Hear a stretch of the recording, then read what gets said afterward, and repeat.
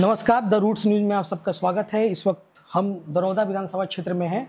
यहाँ से मुन्ना शाही जी की पत्नी गुड़िया देवी जी निर्दलीय चुनाव लड़ रही हैं और मुन्ना शाही जी काफ़ी लंबे समय से आरजेडी से जुड़े रहे हैं। तो हम इनसे जानने की कोशिश करेंगे कि ऐसा क्या कुछ हुआ। सीट बंटवारे में ये सीट जो है महागठबंधन में चला गया और ये अब जो है अपनी पत्नी को यहाँ से निर्दलीय चुनाव लड़ा रहे हैं। तो हम आपका बहुत बहुत स्वागत है द रूट्स न्यूज़ में।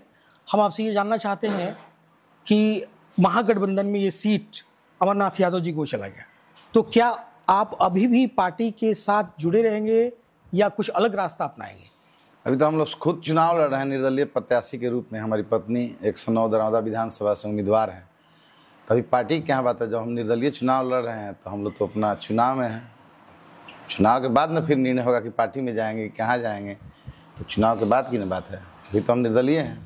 तो इतने समय से आप आरजेडी के तरफ से आरजेडी के लिए काम कर रहे थे, तो वो जो कैडर वोट है, आपको क्या लगता है कि वो कैडर वोट अब आपकी तरफ रहेगा या महागठबंधन में जिसको सीट मिला है अमरनाथ यादव जी को, ये सारे लोग उनकी तरफ जुड़ जाएंगे? देखिए, ये तो सवाल जनता न तय करेगी। इस सवाल का जवाब तो जनता देगी। हम तो राष्ट्रीय जनता दल में रहे हैं, हमें विश्वास है कि लोग हमारा मदद करेंगे। आपको लगता है कि यहाँ की जनता आपकी मदद करेगी?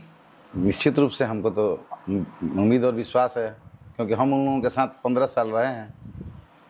तो जीत के बाद से आप क्या निर्दलीय ही रहिएगा या इसके बाद से फिर आरजेडी से जुड़ जाइएगा? तो जीत के बाद की स्थिति है, अभी उसके बाद की बात हम कैसे बता सकते हैं? किन मुद्दों पर चुनाव लड़ रहे हैं आप? मुद्दा ना स्थानीय है, देश विदेश का मुद्दा तो है नहीं। हम लोग निर्दलीय चुनाव लड़ रहे हैं, दरौदा का सेवा करने के लिए लड़ रहे हैं। जो भी दरौदा के विकास के लिए हो सकेगा, चुनाव जीतने के बाद जनता के बीच में रह के, समाज के सभी कमज़ोर तबकों के बीच रह के, दरौदा का बेटा बन के, भाई बन के, सेवक बन के सेवा करेंगे। और सभी लोगों से हमारा करबद्ध निवेदन है, आग्रह है, विनती है कि एक बार दरौदा की महान जनता, देवतुल्य जनता हमें दरौदा के सेवा करने का मौका दे। हम आपके विश्वास पर खरा उतरेंगे और आपके जो भी समस्या होगी आपका ससमय निदान करेंगे। आपसे राय विमर्श करके जो भी आपका आदेश होगा उसका मैं पालन करूंगा। दरौदा विधानसभा में कुछ ऐसी चीज़ आप जो देखते हैं जो आपने सोचा होगा कि अगर हम चुनाव जीत करके आते हैं तो वो काम करेंगे?